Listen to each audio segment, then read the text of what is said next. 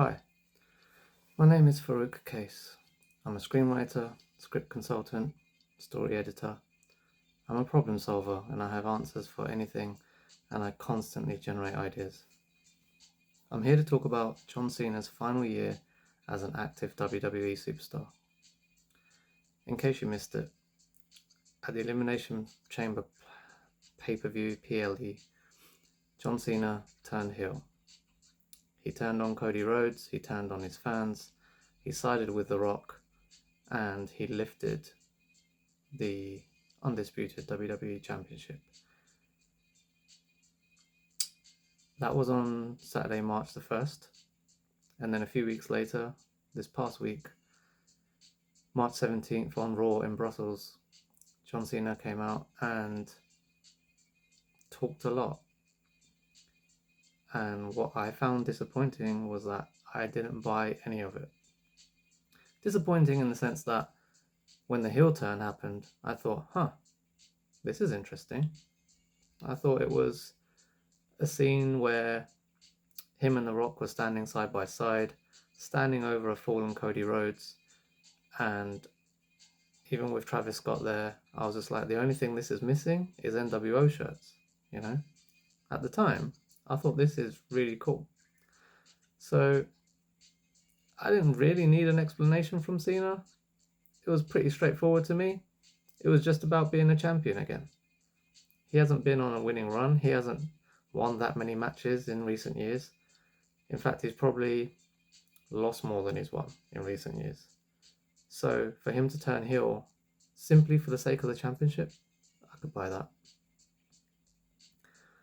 But he didn't turn heel just for the championship. He turned heel to speak the way that he spoke. And the reason why I say I don't buy it is because that's not John Cena. Just today, I have seen John Cena send out a tweet. Not just a tweet, but it's on his Instagram and it's on his threads. A motivational quote about bettering one's life, about doing things good in life. And that's who John Cena is. John Cena motivates. John Cena is a pillar of good. And so with everything that he said this past week on Raw, I found it extremely disappointing because this isn't the way Cena should go out. I know there's a lot of the year left, and I know that there is plenty of opportunity for them, I mean WWE, so them, I mean Paul Levesque and Dwayne Johnson. There's plenty of opportunity for them to flip this on its head and just be like, well, we're changing it. I hope the real John Cena steps up and changes it for himself, because the things that he was spewing on Raw in Brussels, I didn't buy it, and I don't think he bought it either. I dearly, dearly, dearly would have switched it the other way around if I was writing the story. I would have made Cody turn heel. I would have made Cody be the jealous guy, be the guy that says to The Rock, yeah, I'll take your offer because you know what, it's taken me hard work to get here and now I want an easy ride. And I would have made John Cena even bigger as the babyface of this storyline. You think at the moment WWE are touring Europe, touring the UK, doing their stuff in terms of, promoting WrestleMania, etc. They're trying to sell John Cena shirts everywhere they go, and yet they had Cena come out on Raw and be disrespectful to everyone that's ever bought a shirt of his. So tell me, how are you going to sell the next shirts on tonight's show or on Monday's show? How are you going to do that if Cena's telling everyone that they're stupid for buying his shirts? Come on, I would have had Cody turn heel, and I would have made it all about jealousy.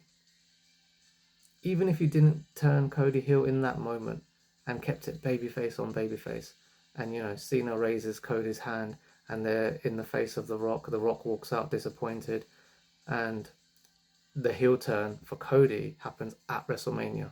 It's babyface versus babyface, two of the biggest babyfaces of all time, going head to head. Cody Rhodes against John Cena, and then you get Cody to do the low blow. You get Cody to turn heel to keep his title at WrestleMania against John Cena. I would have done that. And then later in the year, probably at SummerSlam, I would have made it the Summer of Cena, and that's where Cena would have won the title of Cody, after going through so much of, telling Cody where he's wrong, doing it the John Cena way, the rapping kind of way, the little bit of thugonomics kind of way, the little bit of telling it how it is kind of way, being real kind of way, That's what I would have done with Cena in his final year. Just blow him up to be even bigger than he already is, because of who he already is.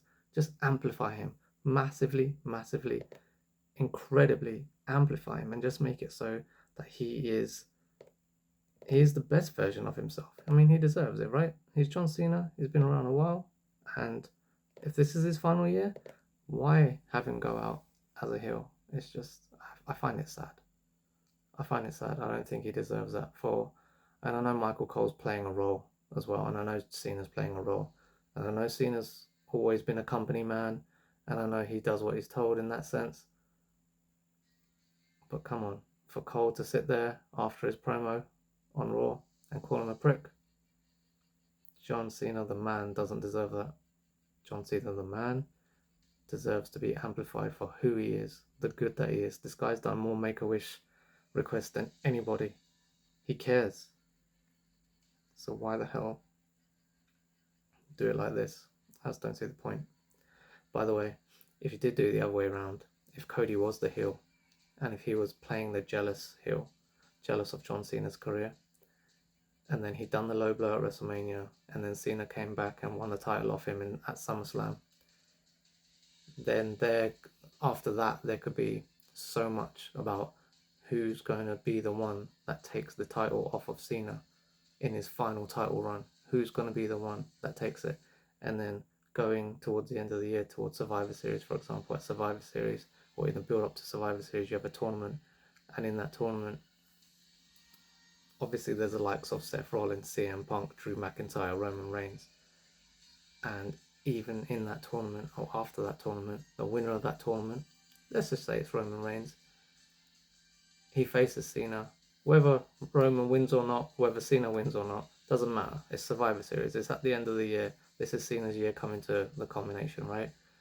Whichever way it happens, you can have it as Cena wins and he retires as champion, or you can have it as Roman wins. But whichever way it happens, after the match, you have Roman Reigns say, John Cena, I acknowledge you. That's what I would have done for Cena. I think he deserves that. Okay, this was supposed to be 5 minutes. It's gone on for nearly 10. So, peace, everybody. I hope we get to enjoy John Cena's final run.